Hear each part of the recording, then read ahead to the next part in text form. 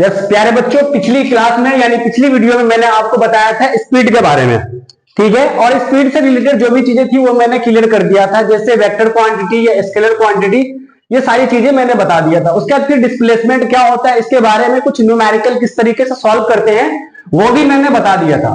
लेकिन आज हम जो बात करेंगे वेलोसिटी के बारे में बात करेंगे, जिसे हम हिंदी में क्या कहते हैं, वेग कहते हैं। वेलोसिटी और स्पीड एक दूसरे से सिमिलर है, बट थोड़ा सा डिफरेंस है। क्या डिफरेंस है? जिस तरीके से हमने डिस्टेंस और डिस्प्लेसमेंट के बारे में पढ़ा था, इसी तरीके से थोड़ा सा डिफरेंट है। क्या डिफरेंट है? देखिए ध्यान से, change the rate of position of an object in given direction।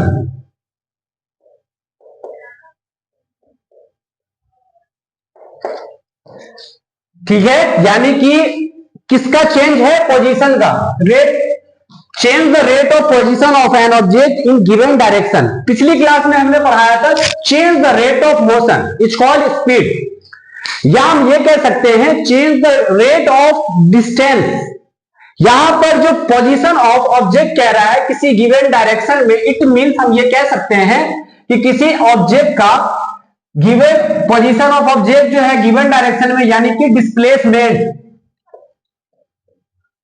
Displacement के बारे में बात की जा रही है। यानी हम जब पढ़ रहे थे स्पीड के बारे में तो हम लिख रहे थे फॉर्मूला डिस्टेंस अपॉन में टाइम,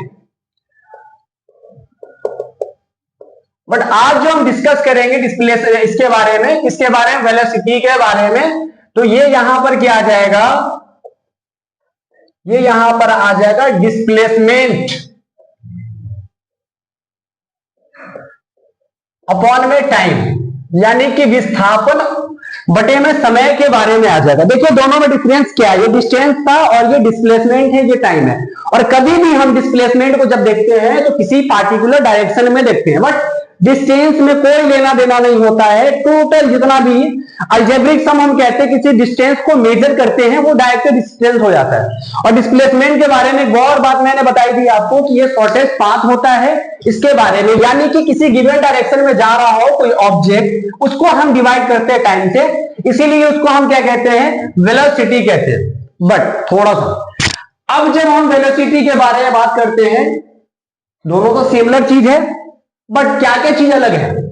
स्पीड के बारे में हम किसी ऑब्जेक्ट के अंदर इनिशियल या फाइनल चीजों पर कोई डिपेंड नहीं करते, बट इसके अंदर जब हम वेलोसिटी को देखते हैं तो डिपेंड होता है। क्या डिपेंड होता है? कि कोई ऑब्जेक्ट अगर यहां से शुरू किया है, इट मींस यू से शुरू किया है, यानी कि इनिशियल वेलोसिटी हो, यानी ये बदलता रहता है,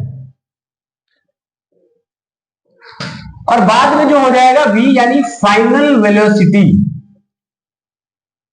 यानी एक ऑब्जेक्ट हिंदी में इसको कहते हैं आरंभिक वेग कहते हैं, और इसको क्या कहते हैं? अंतिम वेग कहते हैं। ठीक है, यानी कोई ऑब्जेक्ट कहीं से शुरू हुआ है, तो बेसिकली जब हम किसी ऑब्जेक्ट को किसी जगह से शुरू करेंगे तो इनिशियल वेलोसिटी ज्यादातर केस में क्या होगी? जीरो होगी। जैसे एक ऑब्जेक्ट है, फॉर एग्जाम्पल एक ऑब्जेक्ट है, जैसे मैं यहां पर रुका हुआ, इट मींस हमारी वेलोसिटी क्या होगी? जीरो होगी। बट थोड़े समय के बाद हम जैसे अपने पोजीशन को चेंज करूंगा, और चेंज करूंगा तो किसी पार्टिकुलर डायरेक्शन में, वो नॉर्थ हो सकता है, ईस्ट हो सकता है, वेस्ट हो सकता है, या साउथ हो सकता है, किसी पार्टिकुलर डायरेक्शन में जब हम जाएंगे तो इसमें क्या होगा कि जब हम थे रुके हुए तो यानी कि इनिशियल वेलोसिटी जीरो थी, उसके बाद बदल गया। अब कितना बदला मैटर नहीं करता, वो क्या कहलाएगा? फाइनल वेलोसिटी कहलाएगा। अब हम ये चीजें तो हो गई। अब क्या होता है, कभी कभी किसी के मन में आता है कि सर आपने क्या कहा कि एक जगह हम रुके हुए थे, रुकने के बाद थोड़ी देर बाद बदल गया। अब कितना बदले मुझे नहीं मालूम है, तो कितना बदले भाई? तो पहली बात तो इनिशियल वेलोसिटी u थे, और दूसरी बात फाइनल वेलोसिटी क्या था? v था। तो अब कह रहा है कि सर इसका एवरेज बताइए, जो कि हमने मीन पहली क्लास में, यानी हम ये कह सकते हैं बचपन में पढ़ा होगा 6th-7th क्लास में मैथमेटिक्स के अंदर, कि एवरेज मीन क्या होता है। तो जब भी हमें किसी भी चीज का वेलोसिटी, अगर एवरेज वेलोसिटी निकालना हो तो दोनों को जोड़ दीजिए, और मीन कैसे निकालते? टोटल सम, टोटल को जोड़ देते जो केस दे रखा हो, और जितनी बार इससे डिवाइड कर दो। तो एवरेज ऐसे निकालते हैं, यानी कि एवरेज वेलोसिटी हमारे पास ये आ जाएगा। यानी मैंने क्या कहा, change the rate of position, किसी ऑब्जेक्ट का जो पोजीशन चेंज होता है उसी के रेट को हम वेलोसिटी कहते हैं। सिंपल सा डिफिनेशन है, ठीक है। लेकिन इसके अंदर कंडीशन क्या है कि किसी पार्टिकुलर डायरेक्शन में जाएगा, ठीक है भाई। अब पार्टिकुलर डायरेक्शन में जाएगा तो इट मींस क्या है कि वो डिस्प्लेसमेंट को कवर कर रहा है, वो डिस्टेंस को नहीं कवर कर रहा है। तो डिस्प्लेसमेंट को जब कवर करेगा तो डिस्प्लेसमेंट क्या था बच्चों, डिस्प्लेसमेंट था vector quantity. It means velocity भी क्या है, ये भी इट इज वेक्टर क्वांटिटी, यानी इसी को सदिश राशि कहते हैं। मैंने पिछली वीडियो में, पिछली क्लास में आपको इसके बारे में बहुत अच्छे ढंग से समझा दिया था। और आप लोग बड़ी क्लास में जाएंगे, जैसे 12th में मैथमेटिक्स पढ़ेंगे, तो पूरा का पूरा वेक्टर एक चैप्टर ही है मैथ में, ठीक है। हाँ 6 नंबर का आता है, पढ़िएगा थोड़ा सा जाके 12th वाले बच्चे जब सीबीएसई बोर्ड में, तो वेक्टर एक पूरा चैप्टर ही बन जाता है। बट आप ग्रेजुएशन में जाएंगे तो एक पूरी की पूरी बुक है वेक्टर के बारे में, वेक्टर अलजेब्रा, ये सारी चीजें फिजिक्स में ही आता है। तो फिलहाल हम, ये वेक्टर क्वांटिटी है। अब इसकी यूनिट जो होगी एसआई यूनिट, मैंने इसके बारे में बताया था क्या होता है। एसआई यूनिट जो हो जाएगी सेम होगा, मीटर पर सेकेंड, ठीक है। वेक्टर क्वांटिटी है, एसआई यूनिट है मीटर पर सेकेंड, ठीक है भाई। ये तो हो गया हमारे वेलोसिटी के बारे में। फिर से मैं बात करूं, क्या होता है सर, अगर एक ऑब्जेक्ट है कहीं रुका हुआ है और रुकने के बाद वो कहीं जा रहा है, कहां जा रहा है, किसी पार्टिकुलर पोजीशन में, उसी के रेट को हम वेलोसिटी कहते हैं। अच्छा, एक जगह से दूसरी जगह जा रहा है, जिससे शुरू किया था वो क्या था, इनिशियल था, फिर बाद में जाकर रुक गया, या कहीं पर चल रहा है, जैसे कहीं पर भी पकड़ा, हाँ भाई यहाँ पर, ठीक है भाई, फाइनल वेलोसिटी हो गया, आगे बढ़ा वो फाइनल वेलोसिटी। कहीं पर भी हम वेलोसिटी को पकड़ सकते हैं, फाइनल वेलोसिटी, ठीक है।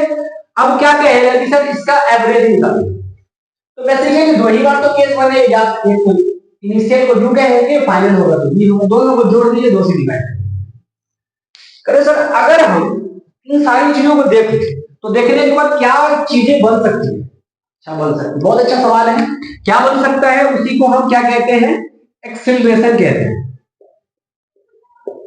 जिसको हिंदी में त्वरण कहा जाता है।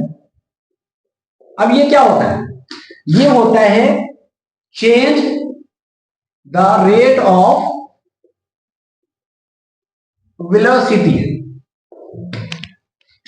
With respect to time.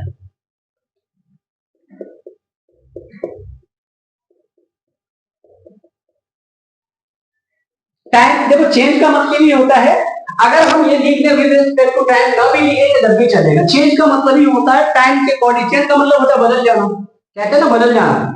तो भाई किसके अकॉर्डिंग बदलेगा, टाइम के अकॉर्डिंग बदलेगा, लिख देंगे तो बढ़िया रहेगा, नहीं लिखेंगे तब भी चलेगा।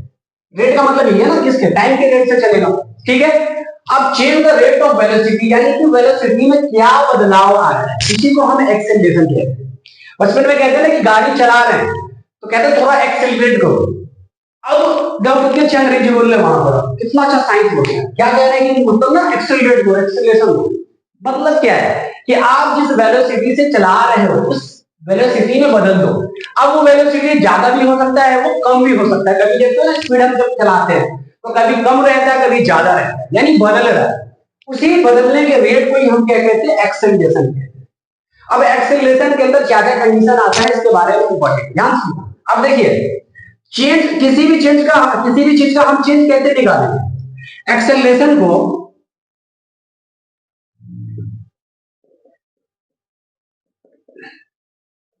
चेंज इन वेलोसिटी, और किसके अकॉर्डिंग चेंज हो रहा है, टाइम के अकॉर्डिंग। अब हम चेंज कैसे निकालेंगे, मान लीजिए एक ऑब्जेक्ट यहां से जा रहा है यहां पर, अब यहां से शुरू किया यहां गया, तो कहां तक गया, यहां से यहां तक, तो किसमें से हम चेंज निकालेंगे, ये कितना है, इसमें से घटा दीजिए, v माइनस, किसको घटाएंगे, जहां से शुरू किए थे, और टाइम है तो टाइम डाल दीजिए। तो एक्सेलरेशन का फॉर्मूला हो गया a=v minus u upon t, ये है एक्सेलरेशन का फॉर्मूला। अब इसमें क्या है, अब इसमें ध्यान सुनिएगा, अब इसका SI यूनिट जो है थोड़ा सा अलग हो जाएगा इससे।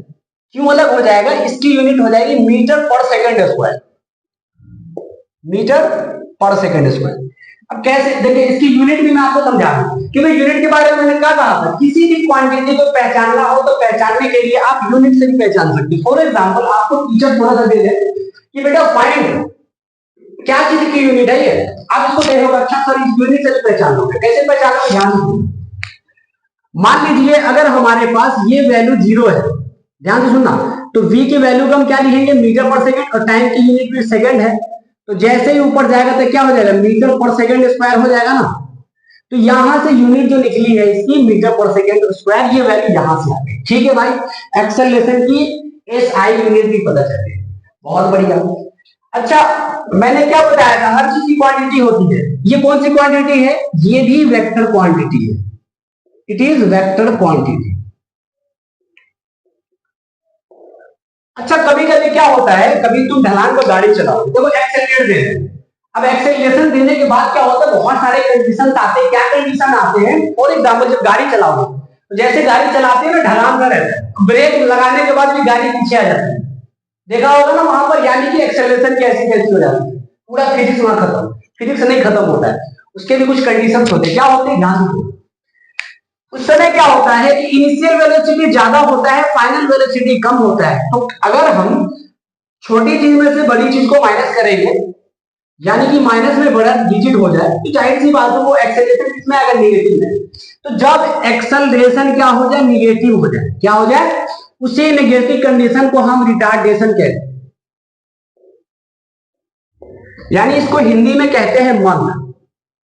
कभी सुना होगा ना, कहते हैं कि बहुत मंद बुद्धि का है, क्या मतलब होता है, ठीक है, यानी काम तो कर रहा है लेकिन काम में ठीक हो रहा है, यानी कि गाड़ी को जब चलाया, चलाने के बाद जैसे ढलान पर गया, ब्रेक तो लगा रहा है लेकिन क्या हो रहा है, वेलोसिटी यानी कि इनिशियल वेलोसिटी, ठीक है, फाइनल वेलोसिटी के मुकाबले ज्यादा है, इसी वजह से क्या हो गया कि एक्सेलरेशन की वैल्यू नेगेटिव आ गई, इसलिए उसको हम रिटार्डेशन कहते हैं, यानी मंद कहते हैं।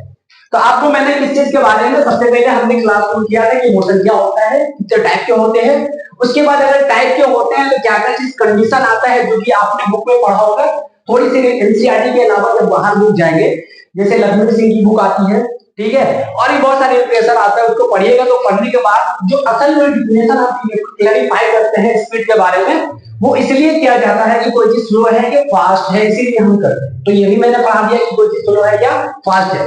उसके बाद तो उससे क्या डिफिनेशन आया था, स्पीड का डिफिनेशन आया था, यानी इसको हिंदी में चाल कहते हैं।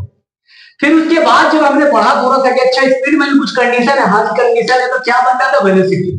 अच्छा वेलोसिटी में भी कुछ कंडीशन, हाँ जी बिल्कुल है, एक्सेलरेशन आ गया।